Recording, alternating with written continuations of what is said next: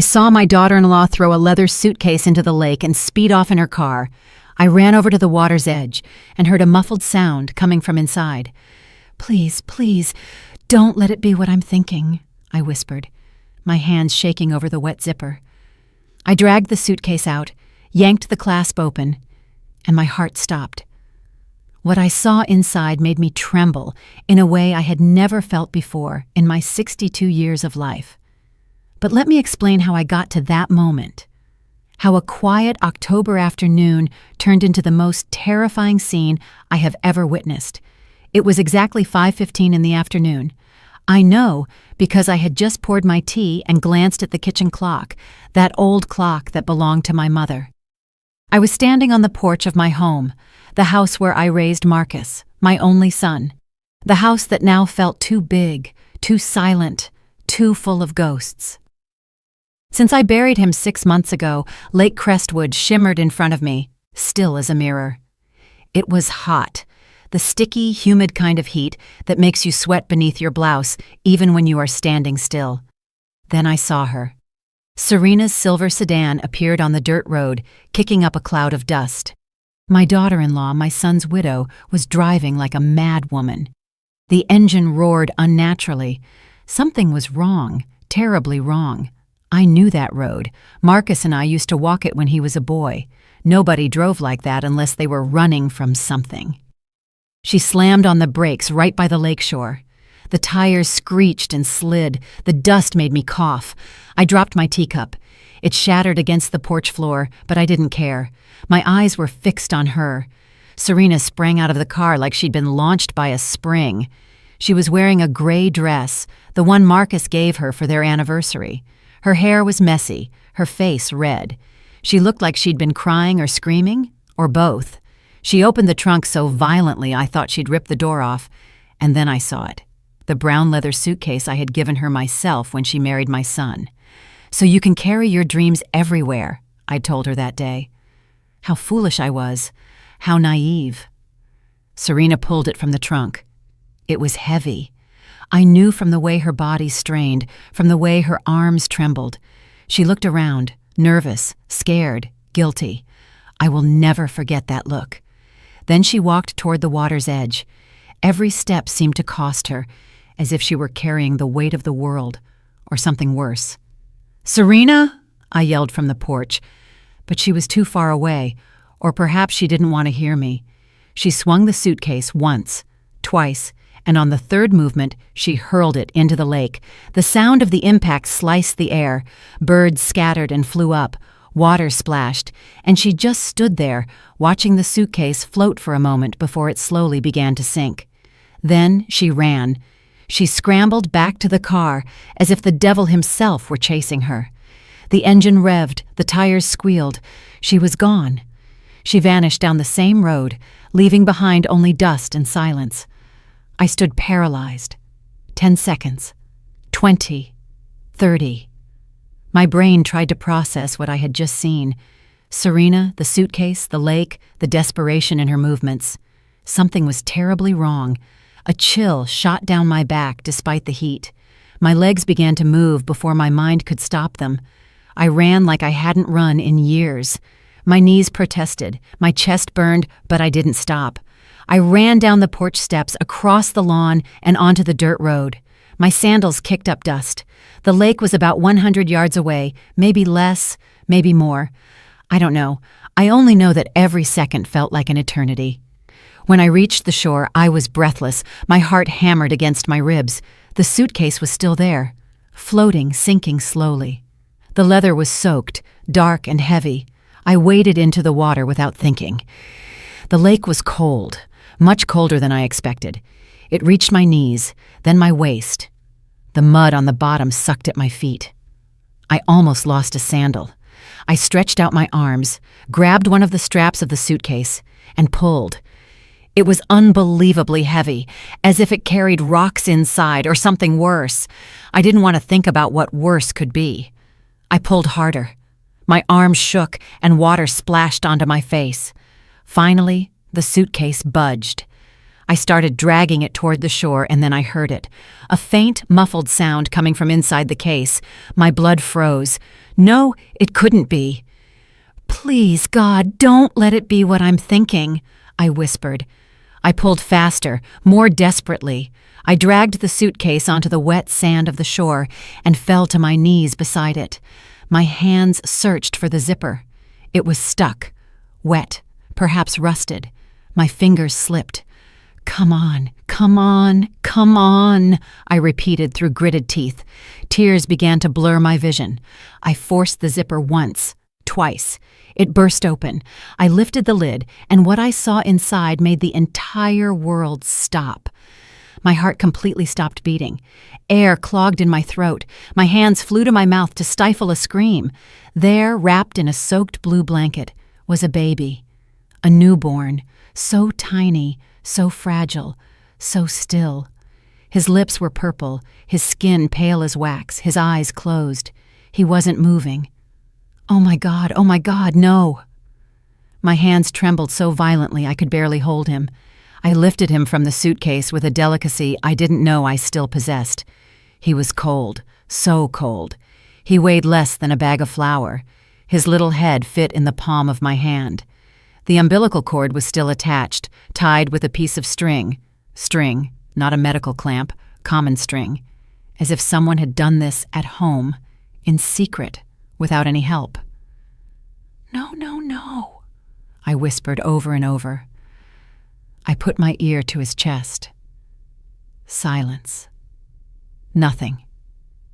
I pressed my cheek against his nose, and then I felt it. A sigh so weak I thought I had imagined it. But it was there. He was barely breathing, but he was breathing. I stood up, holding the baby against my chest. My legs nearly buckled. I ran toward the house faster than I had ever run in my life. Water streamed from my clothes.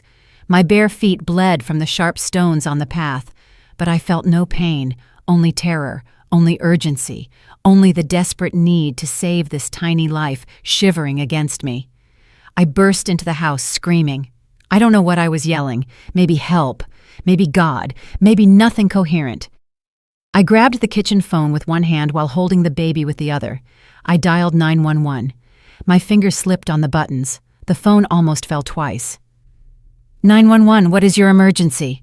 said a woman's voice on the other end. "A baby," I cried out between sobs. "I found a baby in the lake. He's not responding. He's cold. He's blue. Please, please send help." "Ma'am, I need you to calm down. Tell me your address." I gave her my address, the words tumbling out. The operator asked me to place the baby on a flat surface. I swept the kitchen table clear with one frantic motion. Dishes, papers, everything fell to the floor. Nothing mattered. I placed the baby on the table. So small, so fragile, so still. "Is he breathing?" I asked the operator. My voice was a sharp, high shriek I didn't recognize. "You tell me. Look at his chest. Is it moving?" I leaned down. Barely. So barely. A movement so subtle I had to strain to see it. "Yes, I think so. Very little." "Good. Listen to me carefully. I'm going to guide you. I need you to get a clean towel and dry the baby very gently. Then wrap him up to warm him. The ambulance is on its way." I did as she said.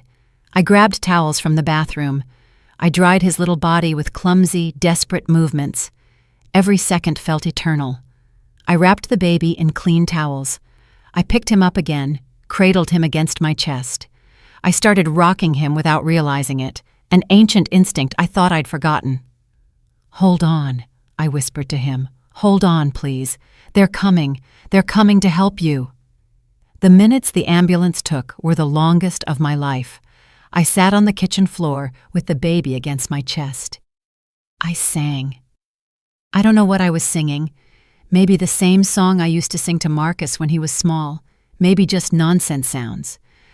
I just needed him to know he wasn't alone, that someone was holding him, that someone wanted him alive. The sirens broke the silence. Red and white lights flashed through the windows. I ran to the door. Two paramedics jumped out of the ambulance, an older man with a gray beard and a younger woman with dark hair pulled back in a ponytail. She took the baby from my arms with an efficiency that broke my heart. She checked him quickly, pulled out a stethoscope, and listened.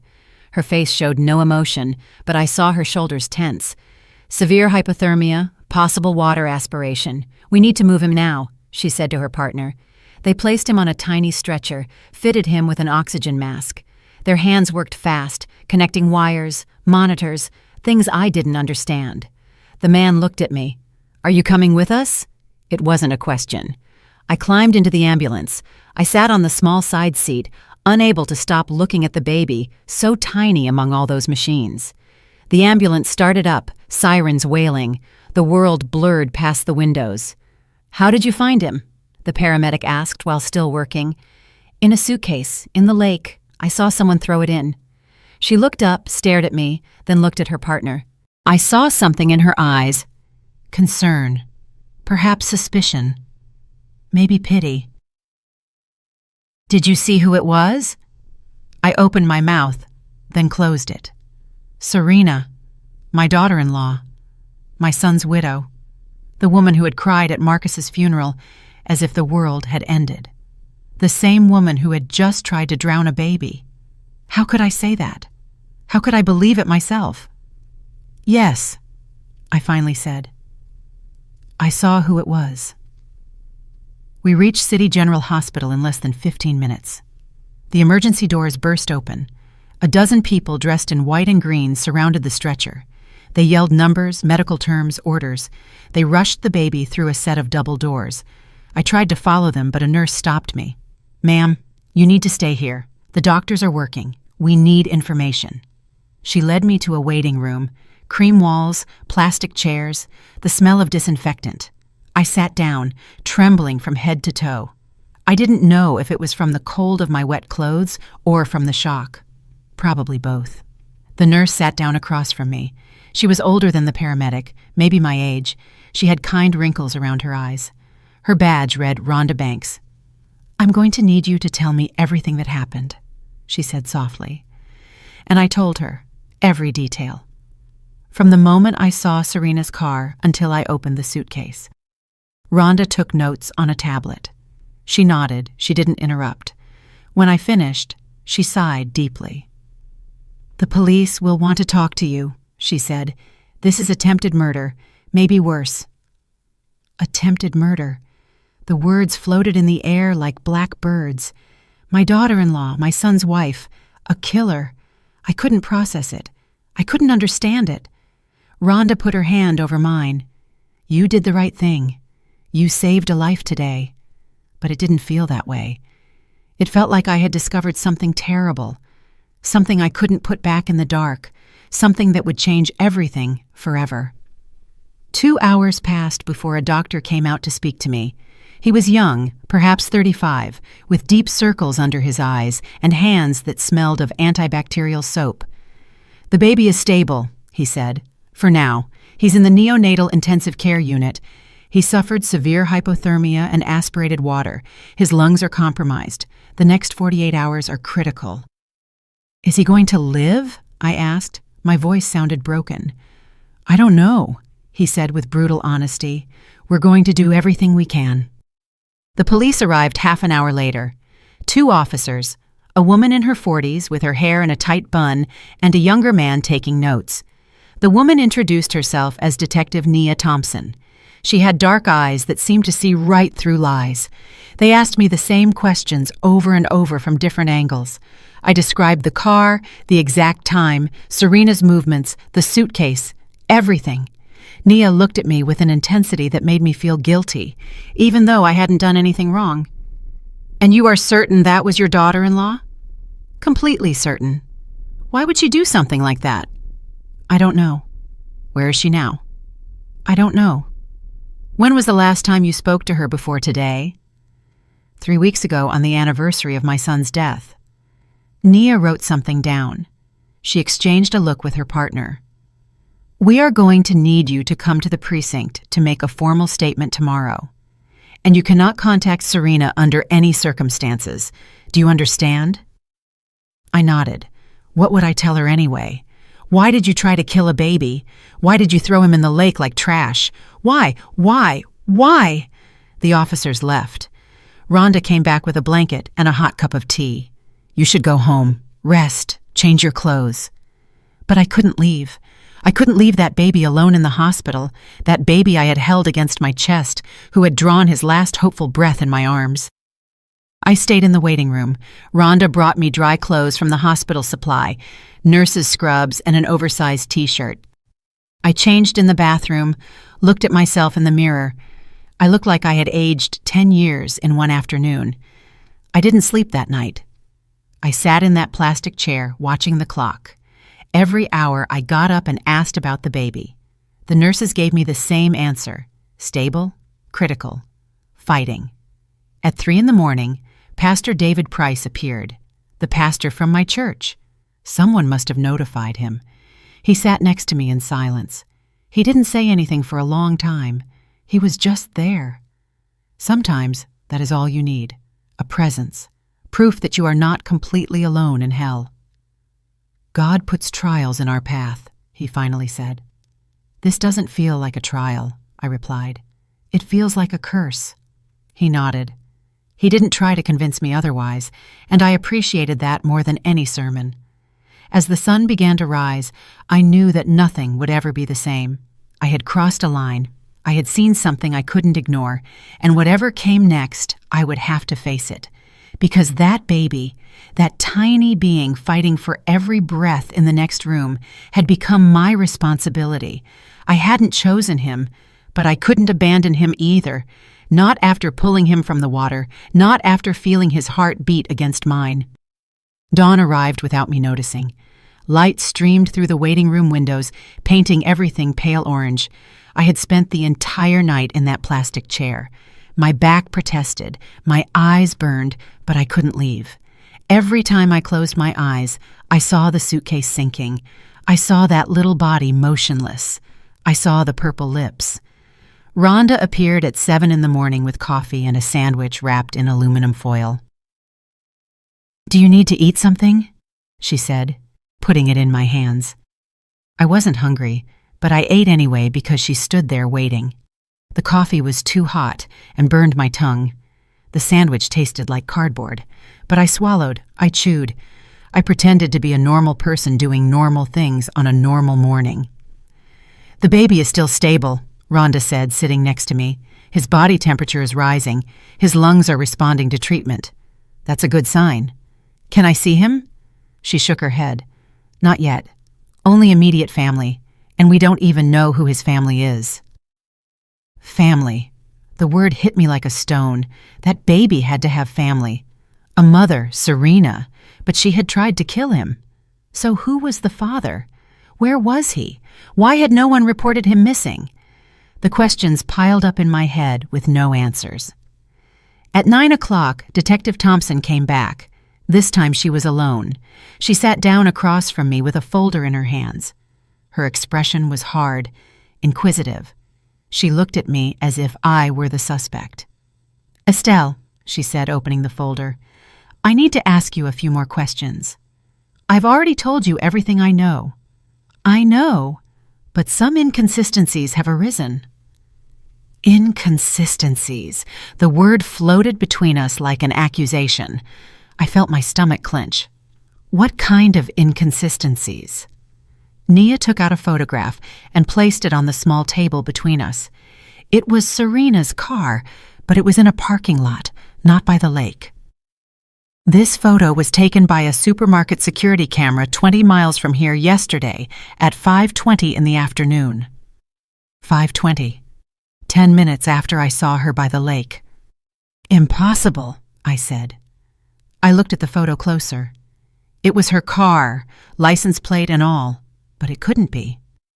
There has to be a mistake. I saw her. She was there. I saw her throw the suitcase. "Are you completely sure it was Serena? How close were you?" I swallowed. 100 yards, maybe more. I saw her from the back most of the time. The gray dress, the dark hair, the silver car. I was sure. I said, but my voice sounded less convincing now. Nia leaned forward. Estelle, I need you to be honest with me. What is your relationship with Serena? Do you get along? And do you blame her for your son's death? And there was the real question, the one I had been waiting for since the police appeared. Because we didn't get along. We never had. From the day Marcus introduced her to me, I knew something was wrong with her. She was too perfect, too calculating, too interested in the money Marcus earned as an engineer. We aren't close, I admitted. Blame her for your son's death? What? My voice came out too high, too defensive. It's a simple question. Do you blame Serena for Marcus's death? The accident. That's what everyone called it. Marcus was driving home after a dinner with Serena. The car skidded, crashed into a tree. Marcus died on impact. Serena walked away with minor scratches. It always seemed strange to me. It always seemed convenient. But I never had proof, just a shattered mother looking for someone to blame. I don't know what that has to do with the baby. It has everything to do with it, Nia said, closing the folder. Because we haven't been able to locate Serena. She's vanished. Her house is empty. Her phone is off. And you are the only person who claims to have seen her yesterday. Her words fell on me like ice water. She was accusing me, not directly, but the insinuation was clear as day. She thought I had made everything up, that I had found the baby some other way and was blaming Serena out of revenge. I didn't lie, I said through gritted teeth. I saw what I saw. Then we need to find Serena, and fast, because if she is that baby's mother, she is in serious danger. And if she isn't, then we have an even bigger mystery on our hands. Nia stood up, handed me a card with her number. If you remember anything else, any detail, call me. She left, leaving me with more questions than answers. I sat there with the card in my hand, wondering if I was losing my mind. I had seen Serena, I was sure. But now doubt seeped in like poison. What if I had been wrong? What if it had been someone else? What if my grief and my resentment had made me see what I wanted to see? Pastor David came back around noon. He was carrying a rosary. "Shall we pray?" he asked. I'm not very religious. I never was. But in that moment, I needed something bigger than myself, something to tell me I wasn't alone in this. I nodded. We prayed together quietly. The familiar words calmed me, even though I didn't understand how they worked. When we finished, I felt a little less broken. The police think I'm lying, I told him. The truth always comes to light, he replied, even if it takes time. But we didn't have time. That baby was fighting for his life, and somewhere Serena was hidden or escaping or planning her next move. At 3 p.m, a different doctor came to see me. It was a woman this time, older, with thick glasses and a serious expression. "We need your consent to run some tests on the baby," she said. "I'm not family."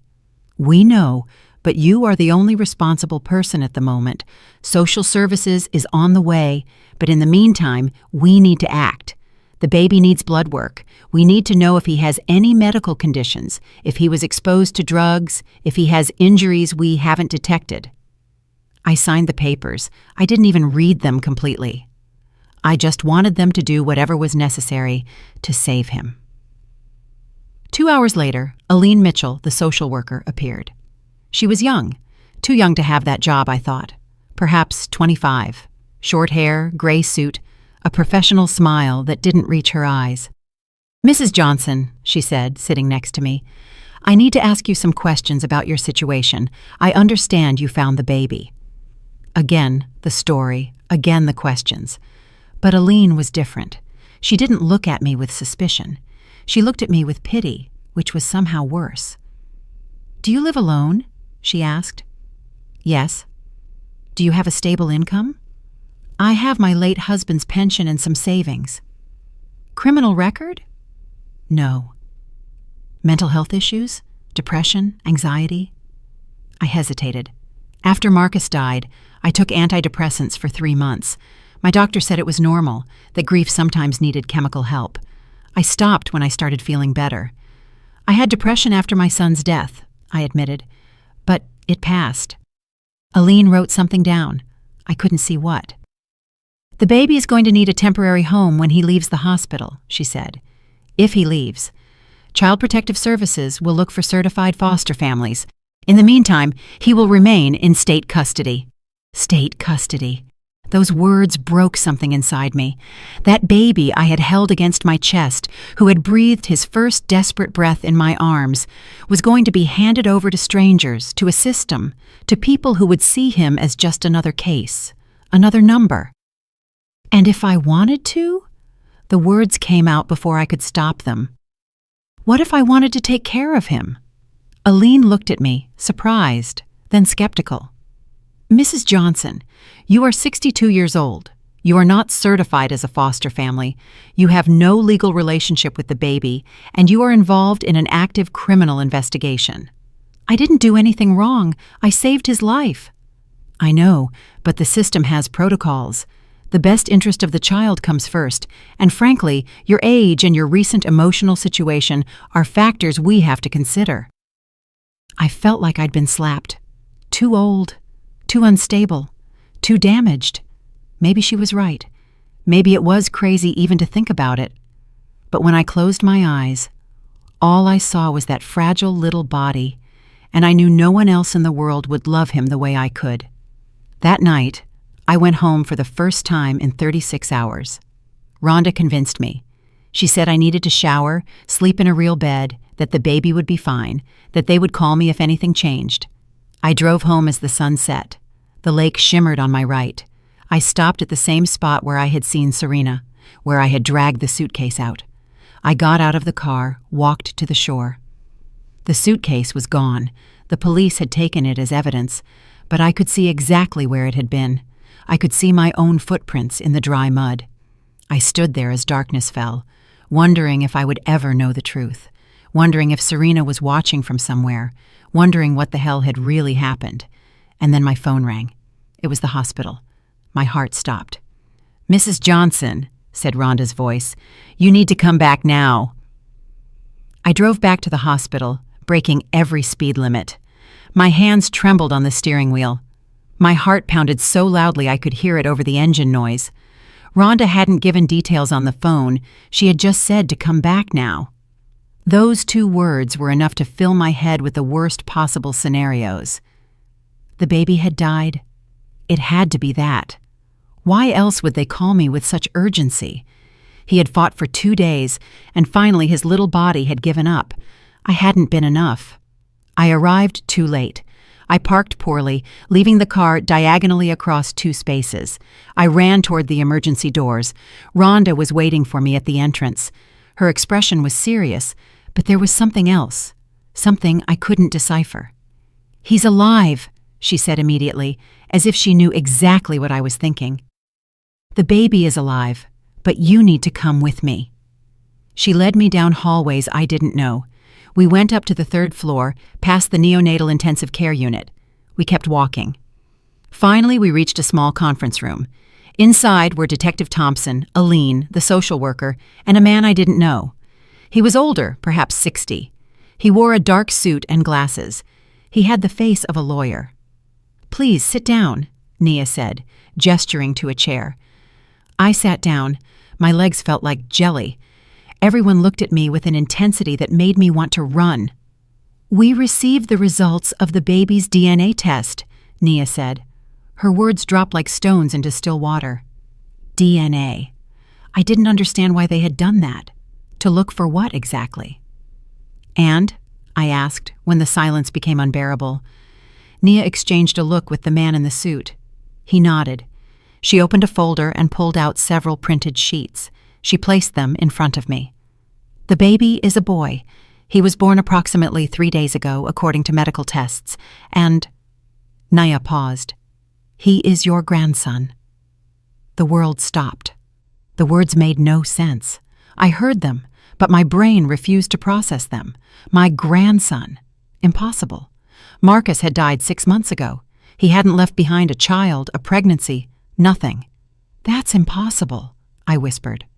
"The results are conclusive," said the man in the suit. I am Dr. Alistair Hayes, a specialist in forensic genetics. We ran the tests twice to be sure. The baby shares approximately 25% of his DNA with you.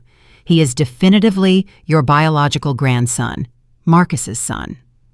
Marcus's son, my Marcus. I felt like someone had hit my chest with a hammer. Marcus had a son he never knew, a son someone had tried to drown in a lake. But how? My voice sounded distant. Marcus died 6 months ago. Serena never said anything about a pregnancy. Exactly, Naya said, leaning forward. Serena was pregnant at the time of the accident. According to our calculations, she became pregnant approximately 1 month before Marcus's death, which means she knew. The room was spinning. Serena knew she was pregnant when Marcus died. Why didn't she say anything? Why did she hide the pregnancy for 9 months? Why did she give birth in secret and then try to kill her own child? I don't understand, I said. Tears began to cloud my vision. Why would she do something like that? He's her son, Marcus's son. That's what we need to figure out, Naya said. But there's more. Estelle, I need you to listen very carefully to what I'm about to tell you now. I braced myself. I didn't know for what, but I knew what was coming would be worse. We've been investigating your son's accident, and there are inconsistencies, big inconsistencies. What kind of inconsistencies? Marcus's car was examined after the accident. The official report said it was a skid due to rain, but we asked for it to be reviewed again. They found evidence of tampering with the brakes. Someone sabotaged it. The word dropped like a bomb. Sabotage. Murder. My son hadn't died in an accident. He had been murdered. Serena, I said. It wasn't a question. She is our primary suspect, Nia admitted. But we need proof, and we need to find her. She has completely vanished. She hasn't used her phone, she hasn't touched her bank accounts. It's as if she evaporated. I got up from the chair. I needed to move. I needed air. I walked to the window. Outside, the city glowed with millions of lights. Normal life, normal people. While I was trapped in this nightmare. My son, I whispered against the glass. My baby. She killed him. No one answered. There was nothing to say. I felt a hand on my shoulder. It was Aline. There's something else you need to know, she said softly. About the baby. About his future. I turned around. Her eyes were kind but sad. Since the baby is your biological grandson, you have legal rights. You can apply for custody. But she raised a hand before I could speak. It will be a long process. There will be evaluations, home visits, psychological interviews, and in the meantime, the baby will remain in state care. No! The word came out like a roar. You are not going to take him away from me. He's all I have left of Marcus. He's my grandson, my blood. I understand, Aline said. Believe me, I do. But the system has protocols, and after everything that has happened, we need to ensure the baby is safe. He'll be safer with me than with any stranger, perhaps. But that decision is not up to me. It's up to a judge and the welfare of the child. Dr. Hayes spoke for the first time since his initial revelation. There's another factor we must consider. The baby suffered severe trauma, hypothermia, near drowning. The next few weeks will be critical for his development. He will need specialized care, therapy, constant medical follow-up. I'll do whatever it takes, I said. Whatever it takes. Nia stood up.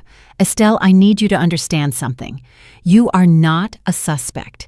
We believe your story, but you also can't simply keep the baby because he's your grandson. There is a legal process, and in the meantime, our priority is finding Serena. We need you to help us. How? Think. Did Serena ever mention any special place, any property, any friend or relative she might be hiding with? I closed my eyes. I thought about all the conversations I'd had with Serena during the 3 years she was married to Marcus. They had been few, superficial. She never talked about her family. Whenever I asked, she changed the subject. It was as if her life had begun the day she met Marcus. She has an aunt, I said suddenly, near the state line. Marcus mentioned her once, said Serena grew up with her. Nia wrote quickly. Name? I don't know. Marcus never said. It's a start, Naya said. We'll investigate. Everyone left except Rhonda. She stayed with me in that cold, empty conference room. Do you want to see your grandson? She asked. I nodded, unable to speak. She led me through security doors to the neonatal intensive care unit. She had me scrub my hands, put on a sterile gown. Then she guided me to an incubator in the corner. And there he was, my grandson, my Marcus's son, so small, so fragile, connected to tubes and wires, but alive, breathing, fighting. He had Marcus's dark hair, Marcus's nose, Marcus's long fingers. Can I touch him? I whispered. Yes. Just be gentle.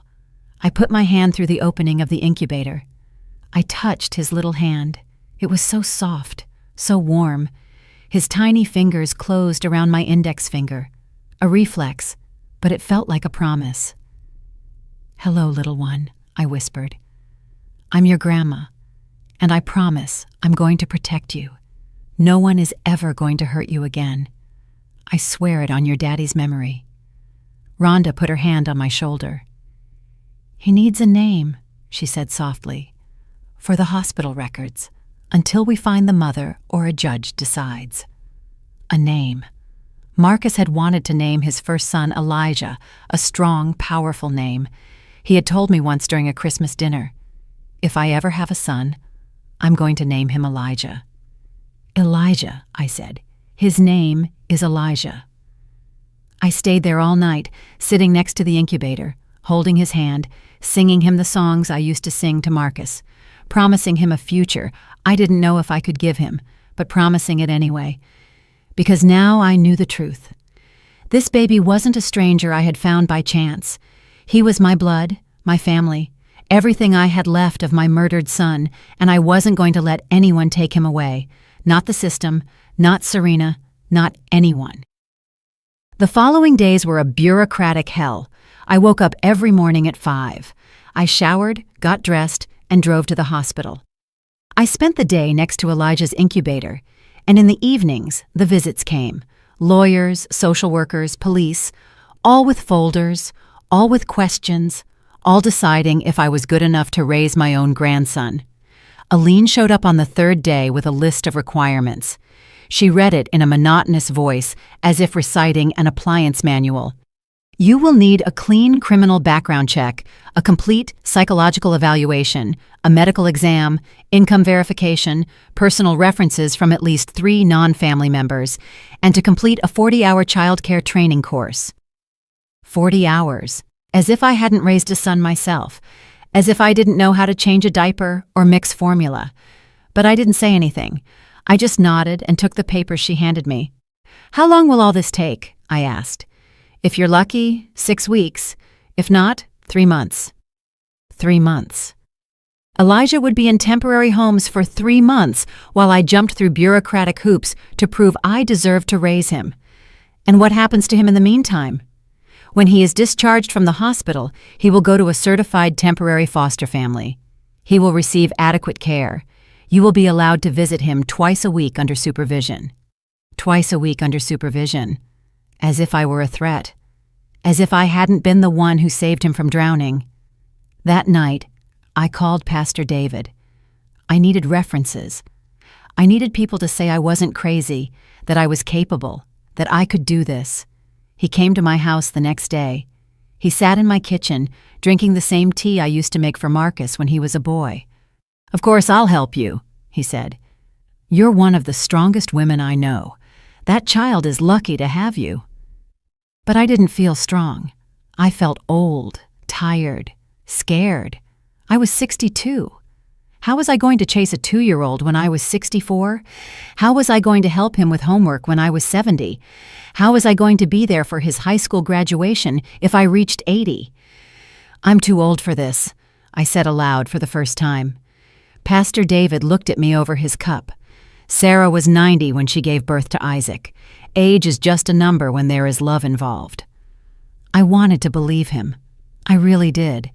On the 4th day, Rhonda taught me how to care for Elijah, how to support his little head, how to change his tiny diapers, how to prepare the formula to the exact temperature. My hands trembled at first. I had forgotten how fragile newborns were, how dependent, how terrifyingly delicate. "You're doing great," Rhonda would say every time I panicked, but it didn't feel great. It felt like walking on thin ice. One false move, and everything would break. On the 5th day, Detective Thompson returned with news. "We found Serena's aunt," she said. "She lives in a small town about 95 miles from the state border. We went to interview her, and she hasn't seen Serena in 2 years. She says they fought, that Serena owed her $5,000. She never paid it back." Money. It always came back to money with Serena. Marcus earned a good salary as an engineer, $100,000 a year. He had savings, a life insurance policy worth $200,000. "Did she collect the insurance?" I asked. Nia nodded. 4 months ago, $200,000 deposited into her account. 2 weeks later, she transferred everything to an offshore account in the Cayman Islands. We are trying to track it, but it's complicated. $200,000, the value of my son's life, and she had hidden it in some tax haven while planning to kill his baby. "Why?" I asked, the question that tormented me every night. "Why kill the baby? She could have given him up for adoption. She could have left him at a hospital. Why try to drown him?" Nia was quiet for a long moment. "There's a theory," she finally said. "We've been investigating Marcus's finances. We found something interesting. 2 weeks before he died, he changed his will. He left everything to his future children, not to Serena, to his children." The air left my lungs. Marcus knew. Somehow, he knew Serena was pregnant, and he changed his will to protect his child.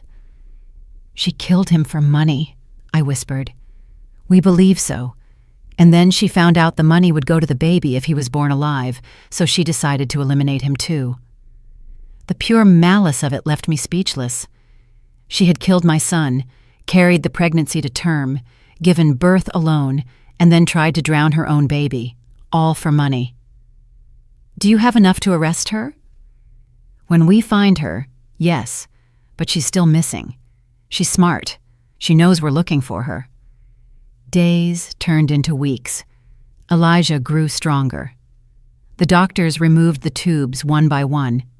He started breathing on his own, feeding on his own, crying with strong, healthy lungs. He was a medical miracle. According to the doctors, no baby who had gone through what he did should be doing so well. But I knew it was more than medicine. It was will. It was Marcus's spirit living in that little body, fighting, surviving, refusing to give up. I completed all the requirements. The background check came back clean. The medical exam showed I was healthy for my age. The psychological evaluation was harder. A young woman with glasses asked me questions for 3 hours. "How did you handle your son's death? How do you feel towards Serena? Are you trying to replace Marcus with this baby?" That last question made me angry. "I am not replacing anyone," I said. "I am saving my grandson. It's different." She wrote something down. I didn't know if it was good or bad. The inspection of my home was humiliating. 2 women checked every corner. They opened closets. They checked the refrigerator. They measured the windows to see if they were secure. They counted the smoke detectors. They asked about my emergency fire escape plan. "You'll need a certified crib, a changing table, safety rails on all stairs, cabinet locks, outlet covers." I spent $1,500 on baby gear. My pension barely covered my basic expenses. I had to use my savings, but I didn't care. Elijah was worth it. The childcare course was the worst. 15 young mothers and me. They all looked at me as if I were the confused grandmother who had wandered into the wrong class.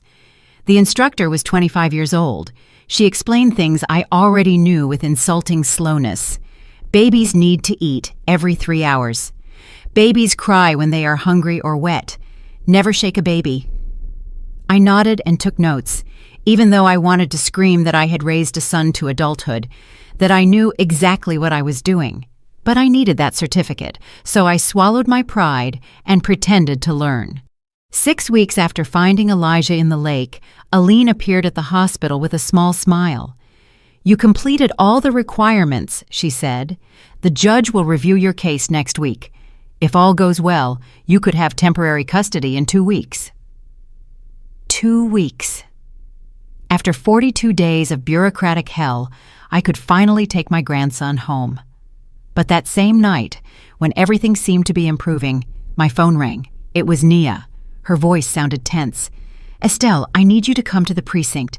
We found something about Marcus you need to see." I arrived at the police precinct with my stomach tied in knots. Nia was waiting for me at the entrance. Her face was more serious than usual. She guided me through narrow hallways to an interrogation room. On the table was a cardboard box.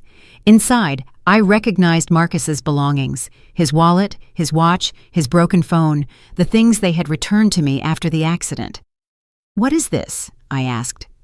"We finally managed to unlock his phone," Nia said. "Our technician worked on it for weeks, and we found something." She pulled out a manila envelope, opened it, and spread several printed sheets on the table. They were screenshots of text messages between Marcus and Serena, dated 2 weeks before his death. I read the first one. From Marcus to Serena. "We need to talk. I saw the baby stuff." Serena's reply: "I don't know what you're talking about, Marcus." Marcus: "I found the pregnancy test in the bathroom again. Why didn't you tell me?" A 3-hour silence. Then Serena: "I wasn't ready to tell you. I was scared." Marcus: "Scared of what? I'm your husband. We're going to be parents. This is wonderful." Another silence. Then Serena: "I don't want to have it. I felt like someone had hit me." I kept reading. My hands trembled. Marcus: "What do you mean you don't want to have it?" Serena: "I'm not ready. I don't want to be a mother. I want to travel, live, not be tied down by a baby." Marcus: "He's our son. It's not a mistake. Don't say that, please. We can make it work. I'll help you. My mom will help us." Serena: "I don't want help. I want my life back." The messages became more intense, Marcus pleading, Serena resisting, until I reached the final exchange, the day before the accident. Marcus: "I spoke with a lawyer. If you decide not to have the baby, I'm filing for divorce. And if you have him and don't want to raise him, I will fight for full custody. I'm not going to let you hurt my son." Serena: "You're going to regret this, Marcus." Marcus: "Is that a threat?" There was no reply. The next day, Marcus was dead. I dropped the papers. Tears ran down my cheeks, unchecked. "She killed him," I said. "She killed him because he was going to protect the baby." "We believe so," Nia said. "And there's more. We reviewed Serena's phone calls from that week. She made 3 calls to an independent mechanic, Darrell Williams. We brought him in for questioning." "And what did he say?" "Nothing at first. But when we showed him evidence of the bank transfers Serena made to him, $2,000 the day before the accident, he started talking. He admitted she paid him to sabotage Marcus's car brakes." I felt nauseous. I had to sit down. Serena had planned everything. She had hired someone to kill my son and made it look like an accident. Why did Darrell do something like that? Debt. He gambled. He owed $10,000 to dangerous people. Serena offered him $2,000 immediately and $3,000 more later. He accepted. He is now arrested as an accessory to murder. And Serena? We have an arrest warrant for first-degree murder and attempted murder, but we still haven't found her. She's like a ghost. I sat in that cold room, processing everything. My son had died trying to protect his baby, and that baby was now in the hospital fighting for his life because his own mother had tried to kill him too. The cruelty of it all was unbearable. "What happens now?" I asked. "We keep looking. We have her photo in every airport, at every border crossing. Alerts at hospitals in case she tries to change her appearance. Someone is going to recognize her eventually. No one disappears forever." But I wasn't so sure. Serena had proven to be smarter and colder than I ever imagined. If she had planned Marcus's murder with so much detail, she probably had an equally elaborate escape plan. I returned to the hospital that night. I sat next to Elijah's incubator.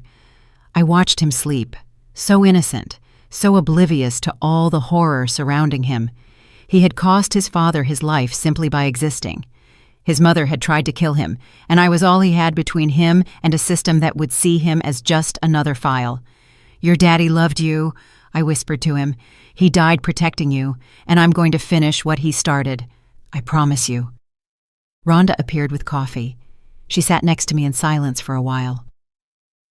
"I heard about the messages," she finally said. "I'm so sorry." "I didn't know Marcus could be so strong," I said.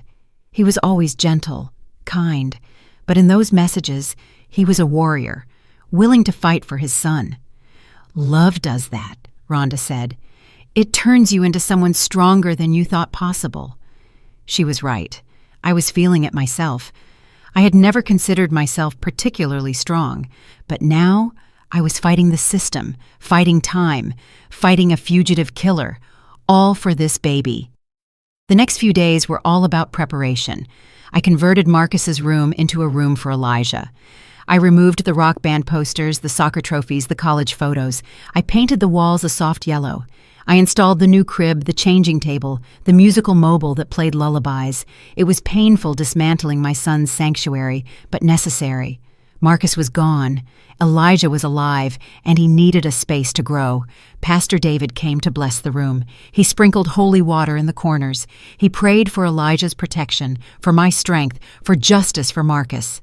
"God has a plan," he said, "even if we don't always understand it." "What kind of plan involves killing a good man and almost drowning a baby?"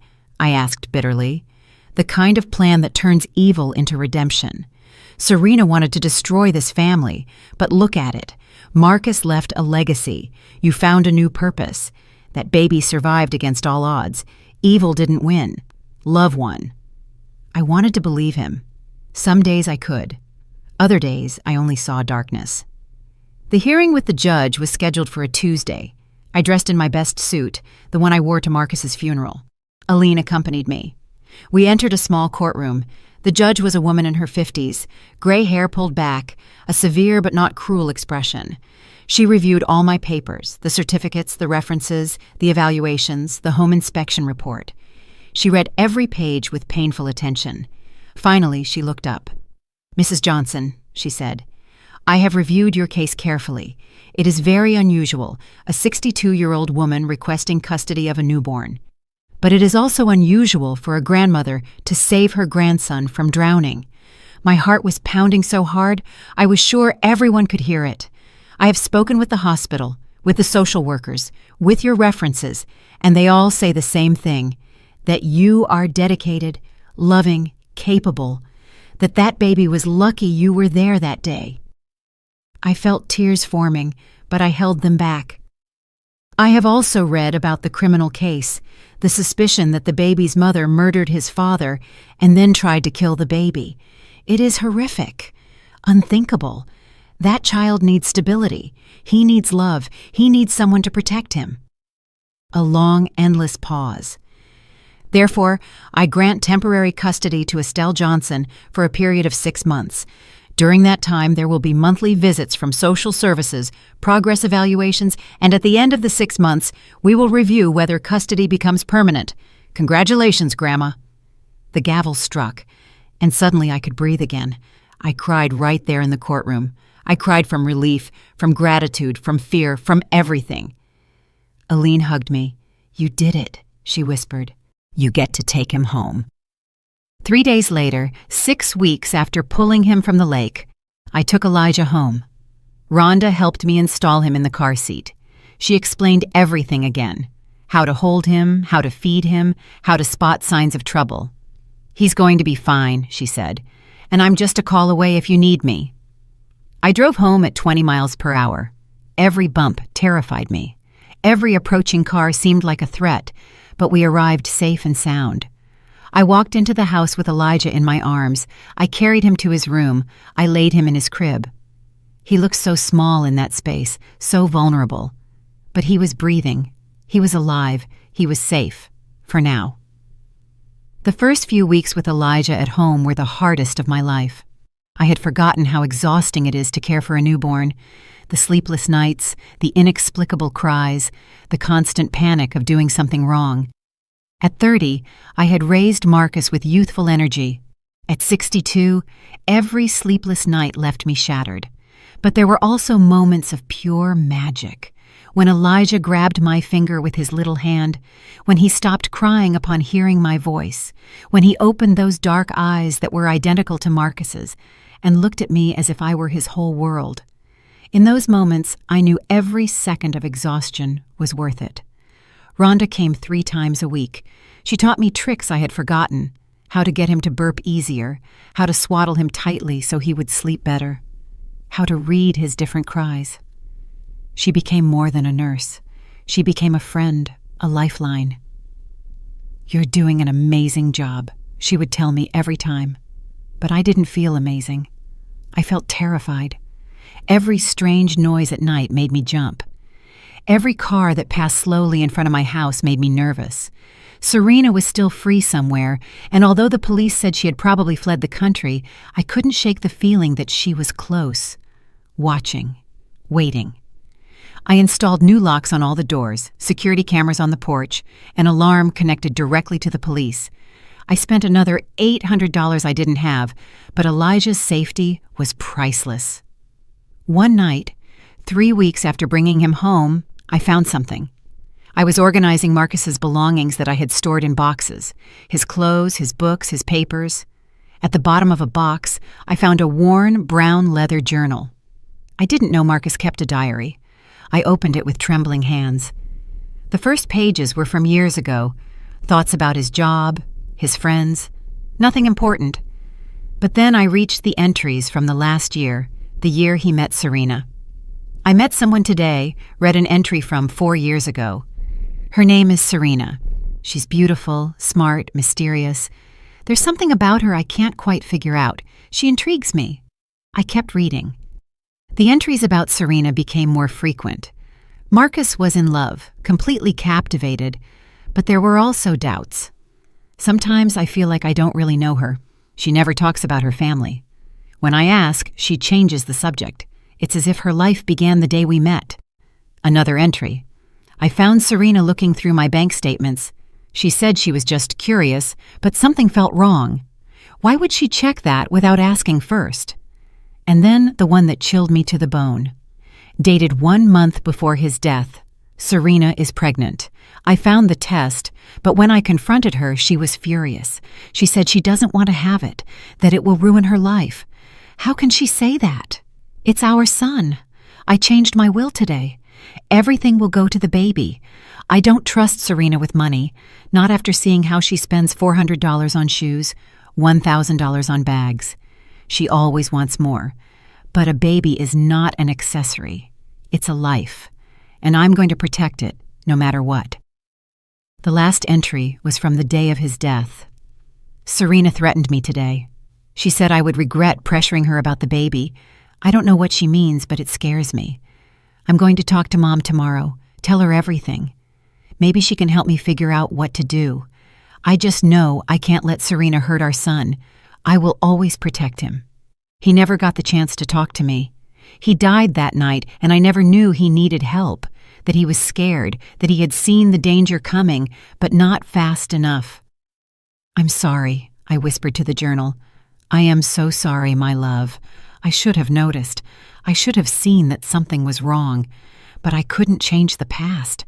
I could only protect the future." I took the journal to Nia the next day. She read the whole thing. Her jaw tightened with every page. "This is crucial evidence," she said. "It proves premeditation. It proves motive. When we find Serena, this will sink her." "When will you find her?" I asked. "It's been almost 2 months," Nia sighed. "We're doing everything we can, but she's smart. She probably used fake documents to leave the country. She could be anywhere." But 3 days later, everything changed. I was feeding Elijah when my phone rang. It was an unknown number. Normally I wouldn't answer, but something made me pick up. "Hello?" I said. Silence. Breathing. Then a voice I recognized immediately. "Estelle?" Serena. My blood ran cold. I almost dropped Elijah. I looked around the room as if she might be hiding in the shadows. "Where are you?" I managed to say. "It doesn't matter where I am. What matters is that I have something you want, and you have something I want. You have nothing I want."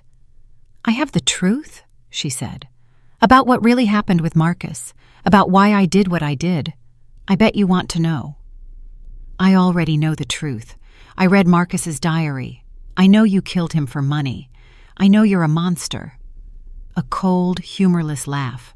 "A monster? How dramatic. You don't know anything, Estelle. Marcus wasn't the saint you think he was." "Don't you dare!" I roared. "Don't you dare speak ill of my son!" "Okay, you're going to call the police. Go ahead. By the time I hang up this call, I'll be gone. I use disposable phones. I'm not stupid." My mind raced. I had to keep her talking. I had to record this somehow. I put the phone on speaker. I grabbed my cell phone with my free hand. I started recording. "What do you want, Serena?" "I want my son." "Your son? You tried to drown him." It was a mistake. A moment of madness. I was scared, confused. I had just given birth alone. I didn't know what I was doing. But I'm better now. I want my baby back. "Over my dead body." "That can be arranged," she said with chilling calmness. "Listen to me closely. I want Elijah, and I want the money from Marcus's will, the $200,000 from the insurance, plus everything Marcus left in the trust for the baby.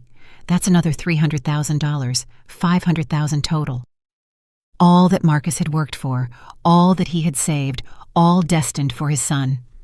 And if I refuse, then I'll come for him. I am his biological mother. Legally, I have more rights than you. And when they finally catch me, I'm going to say that you stole my baby, that you threatened me, that you made up the whole story about the lake to keep him, my word against yours. And I'm much younger, more credible, more sympathetic." I felt nauseous, but I kept recording. "How do I know you won't kill us both and keep everything anyway? You don't. But it's your only option. Bring the baby and the money to the old warehouse by the lake. You know the one? Where Marcus and you used to fish. Tomorrow at midnight, alone. If I see cops, I disappear, and you never see me again, and eventually I'll find a way to take Elijah from you anyway." "Serena, wait!" But the line was dead. I stood there trembling, with Elijah in one arm and the phone in the other. I had the recording. I had evidence that Serena was alive, that she had threatened me. I called Nia immediately. I sent her the audio. "Perfect," she said. "This is exactly what we needed. Now, we're going to set a trap. You're going to that meeting, but we'll be there, hidden, waiting. And when she shows up, we'll nab her." "What if something goes wrong? What if she sees police and runs again?" "She won't see us, I promise. I'll have snipers in position, teams in the shadows. She's not getting away this time. And Elijah? Elijah stays with Rhonda in a secure location. You won't take him. You'll just pretend to bring him." I nodded, even though she couldn't see me. One more day. I just had to survive one more day, and then Serena would finally face justice. For Marcus, for Elijah, for all the pain she had caused. I didn't sleep that night. I stayed awake watching Elijah sleep, memorizing every detail of his face just in case something went wrong, in case I never saw him again. "Your daddy loved you," I whispered to him. "And I love you. And tomorrow we're going to make sure you are safe forever." The next day passed in slow motion. Every minute felt like an hour. Every hour like an eternity. At 9 in the morning, Rhonda came for Elijah. I packed him up as if he were going to be gone for a week, even though I hoped to have him back in hours. Diapers, formula, extra clothes, his favorite blanket.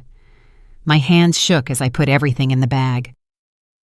"He's going to be perfectly fine with me," Rhonda said, taking Elijah in her arms. "I have your number. The police have my address. No one is going to touch him, I promise." I kissed her on the forehead. Then I kissed Elijah. His soft skin smelled like baby powder and hope. "I love you, little one," I whispered. "Grandma will be back soon." I watched Rhonda's car disappear down the street, and it felt like a part of my soul was being torn away, but it was necessary.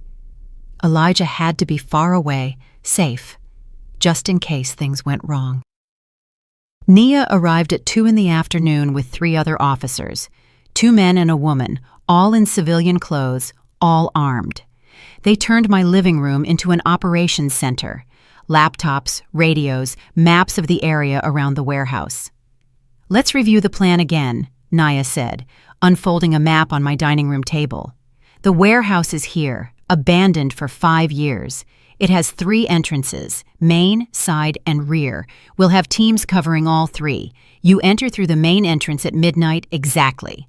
She pointed to spots on the map with a red marker. "Snipers here and here on the roofs of the adjacent buildings. They will have a clear view of the interior through the broken windows. Assault teams here, in the rear, ready to enter the moment we have visual confirmation of Serena." "And what exactly do I do?" I asked. My voice sounded calmer than I felt. "You go in, you talk to her, you keep her talking. We need her to confess, to admit that she killed Marcus, that she tried to kill Elijah.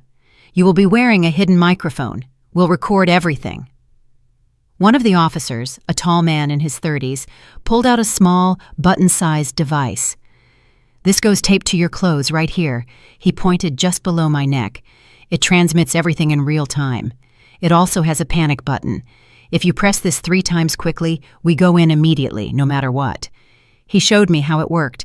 I practiced pressing it, 3 quick taps. My life would depend on remembering that. "What if she asks me to show her the baby?" "Tell her he's in the car. Tell her you want to talk first, that you want to understand why she did what she did. Appeal to her ego. People like Serena love talking about themselves. Let her brag about how smart she was." We spent the next few hours going over every detail, every possible scenario. What to do if Serena was armed? What to do if she wasn't alone? What to do if something went wrong? My head was spinning with information. At 8 in the evening, they made me eat a ham sandwich that tasted like cardboard, but I swallowed every bite. I needed energy. I needed to be alert. At 10, they put the microphone on me. They tested the audio over and over, making me say phrases, count to 10, scream, whisper, making sure everything worked perfectly. "Remember," Nia said, looking me straight in the eyes, "you are not alone in there. I will be listening to every word. The team will be yards away. At the slightest sign of real danger, we go in. I won't let anything happen to you." I nodded. I wanted to believe her, but fear was a cold snake coiled in my stomach. At 11:15, we moved. I drove my own car. Nia was in the passenger seat, crouched down so she couldn't be seen from outside. The other teams were already in position, as she informed me over the radio. "Snipers in position, rear team ready, perimeter secured." We reached the warehouse at 11:40. It was exactly as I remembered it. Old, dilapidated, broken windows, graffiti-covered walls. Marcus and I used to come here when he was a boy. We used to fish off the pier behind it. Simpler times, happier times. Nia got out of the car in a blind spot from Serena's imaginary cameras. She disappeared into the shadows. I was alone. I looked at the clock. 11:55. 5 minutes. I closed my eyes. I thought of Marcus, his smile, the way he called me Mom in that loving tone, what it would have been like to see him as a father. I thought of Elijah, his future, all the things he deserved to have, a life without fear, without threats, without shadows. Midnight. My phone vibrated, a text message from an unknown number. "Come in, alone, now." I got out of the car. The night air was cold. I could see my breath. I walked toward the warehouse's main door. Every step sounded too loud in the silence. The door was ajar. I pushed it. It squeaked. The sound echoed off the empty walls. Inside was dark, almost completely black. Only a little moonlight entered through the broken windows, creating strange shadows. "Serena!" I called out. My voice sounded small, scared.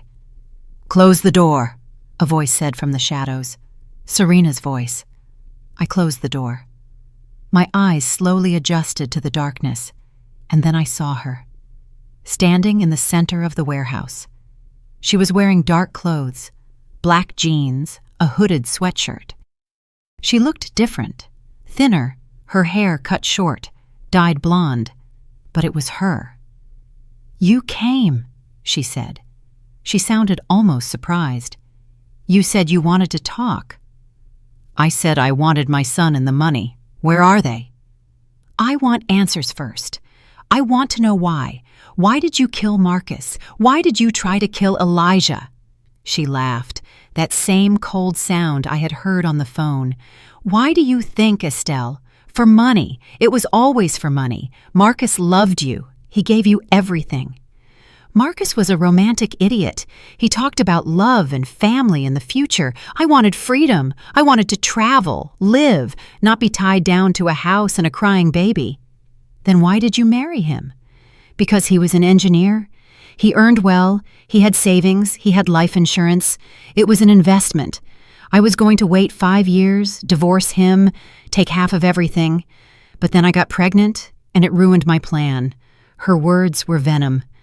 "Everyone burned me. You told him you didn't want the baby." "Of course I didn't want him, but Marcus became impossible. He changed his will, everything to the baby. So I had to adapt. If Marcus died while I was pregnant, I'd collect the insurance, but the baby would inherit the rest. So the solution was simple. Kill Marcus, have the baby, kill him too, keep everything." She was confessing everything, every word recorded, transmitted. The police were listening, but I needed more. "You hired Daryl to sabotage the brakes. $2,000. Cheap considering they gave me $200,000 from the insurance. Best investment of my life. And the baby, your own son? He was just an obstacle, nothing more. I gave birth alone in a cabin I rented with cash. No one knew I was pregnant. I wore baggy clothes. I avoided people. When he was born, I thought about simply leaving him somewhere, but then I remembered the lake where you and Marcus went. It seemed poetic to end everything where his little family tradition began." I felt nauseous. I felt rage. I felt all the hatred in the world concentrated on this woman standing in front of me.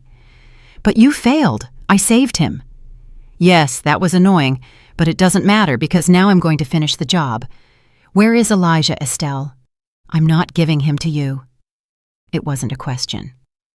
And then I saw the gun. She pulled it from her sweatshirt, small, black, pointing directly at my chest.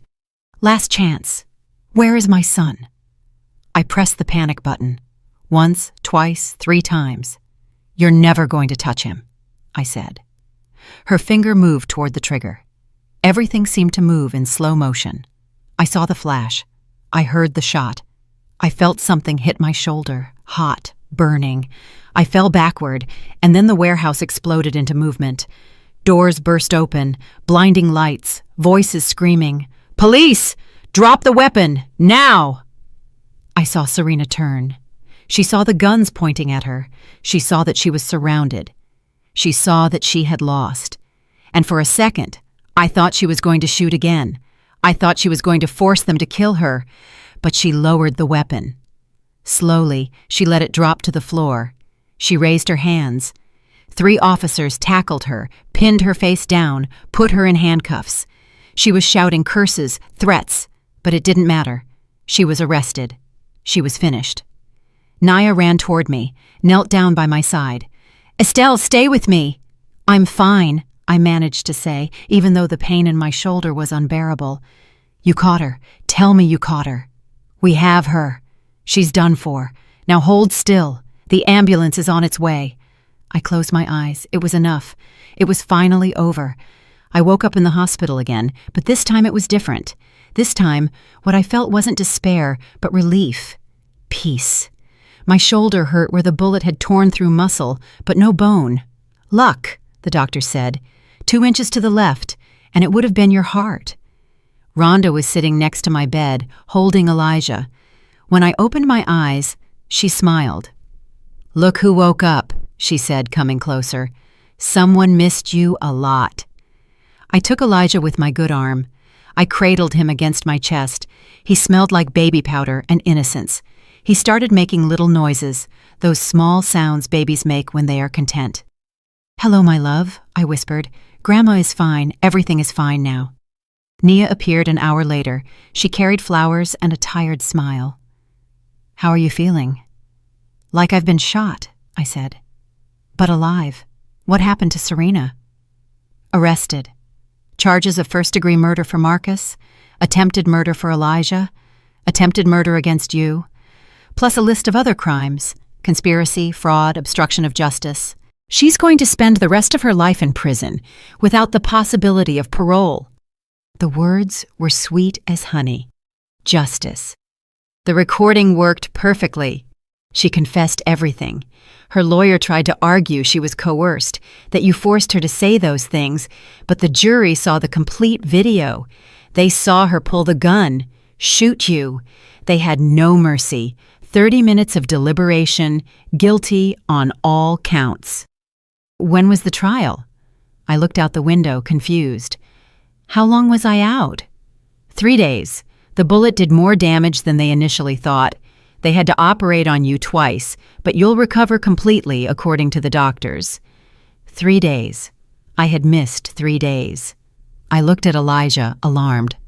"Rhonda took care of him," Nia said quickly, "and Pastor David helped her. That baby was spoiled by half the city while you rested." Over the next few weeks, I recovered slowly. The physical therapy for my shoulder was painful but necessary. Rhonda kept coming to help with Elijah when I couldn't lift him with my injured arm. Pastor David brought food. Neighbors I barely knew showed up with casseroles and kind words. "You're a hero," the lady from the end of the street said. "What you did for that baby, risking your life like that." But I didn't feel like a hero. I just felt like a grandmother, doing what any grandmother would do, protecting her own. 2 months after Serena's capture, I had another hearing with the judge. This time was different. This time the judge was smiling as she reviewed the documents.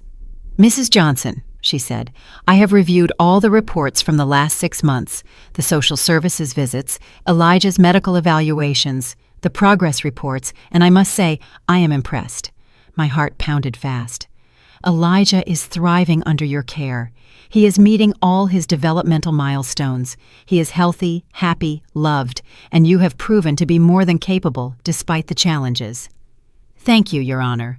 Therefore, I grant permanent and full custody of Elijah Johnson, effective immediately. Furthermore, given that the biological mother is incarcerated for life and has lost all parental rights, I authorize adoption proceedings if you wish to proceed." Adoption. Making him legally mine, not just his custodial grandmother, but his legal mother. "Yes," I said without hesitation. "Yes, I want to adopt him." "Then so be it. Congratulations officially." The gavel fell, and suddenly all the weight I had carried for months lifted. It was official. Elijah was mine. No one could ever take him away. I walked out of the courthouse with Elijah in my arms. He was now 8 months old, plump and happy. He smiled, showing 2 little teeth. He laughed when I bounced him. He pulled my hair with his chubby little hands. Rhonda was waiting outside with Pastor David. They hugged me. The 3 of us cried with happiness right there on the courthouse steps. "You did it," Rhonda said. "Against all odds, you did it." That night, I made a special dinner. Well, as special as it could be with a baby who needed constant attention. I invited Rhonda and Pastor David. We ate roasted chicken and rice. We toasted with apple juice because none of us drank alcohol. "To Elijah," Pastor David said, raising his glass. "To his bright future." "To Marcus," I said, "who is watching us from somewhere, proud of his son." "To love," Rhonda added, "which always triumphs over evil." We drank, we ate, we laughed. Elijah banged on his high chair and shouted with joy, not understanding, but sensing the happiness around him. Months turned into years. Elijah grew. He started walking at 11 months. His first word was Amma, short for Grandma. I cried when he said it. At 2 years old, he was running all over the house. At 3, He started preschool. Every milestone was a miracle, every day a gift. I talked to him about Marcus constantly. I showed him photos. I told him stories. Your daddy was good, I would tell him. Brave. He loved you even before he met you. He gave his life protecting you. Daddy hero, Elijah would say in his little voice. Yes, my love, Daddy was a hero, and you are going to grow up to be just as good, just as brave, just as loving. I never told him about Serena. That would come later when he was older, when he could understand. For now, he just needed to know he was loved, that he was wanted, that there were people who had fought for him. On Elijah's 5th birthday, we held a party in the yard. We invited all the neighborhood kids. There were balloons, cake, presents. Elijah ran among his friends laughing, so full of life, so different from the Blue, still baby I had pulled from the lake 5 years ago. Rhonda sat next to me on the porch, watching the celebration. "What are you thinking about?" she asked. "About that day," I admitted.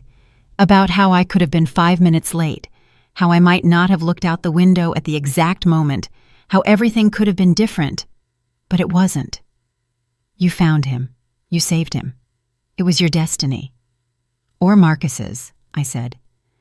"Sometimes I think he guided my eyes to the lake that day, that somehow he knew I would be there, that he could trust me to protect his son." "Maybe," Rhonda said. "Or maybe you're just an incredibly brave woman who refused to give up." That night, after everyone left, after Elijah fell asleep, exhausted from so much excitement, I sat alone in the living room. I looked at the photos on the wall, Marcus as a baby, Marcus graduating, Marcus on his wedding day, and next to them, new photos. Newborn Elijah in the hospital, Elijah taking his first steps, Elijah on his first day of school. 2 generations connected by love, separated by tragedy, united by survival. "We did it, Marcus," I whispered to his photo. "Your son is safe. He is happy. He is growing up strong and good, just as you wanted." And although I knew he couldn't answer me, I felt something, a warmth, a peace, as if he were there, proud, grateful, at rest. Maybe you would have given up if you had been in my place. Maybe you would have thought you were too old, too tired, too broken, or maybe you would have done exactly the same thing. Because that's what love does. It makes you stronger than you thought possible. It makes you fight when all seems lost. It makes you find hope in the deepest darkness. I don't know what the future holds. I know there will be challenges. I know there will be hard days. I know raising a child at my age won't be easy. But I also know that every day with Elijah is a gift. Every smile, every hug, every "I love you, Grandma." If this story touched your heart, if it made you feel something, leave a comment, like subscribe. It means the world to us. Because these stories are about real people facing impossible situations, and they deserve to be heard. They deserve to be remembered. They deserve to matter. And to you, Elijah, if you ever read this when you are older, I want you to know that you were loved before you were born, that your father died protecting you, that I would have done anything to save you, and that every second of these years with you has been worth every sacrifice. You are my reason, my purpose, my second chance at being a mother, and I wouldn't change a thing.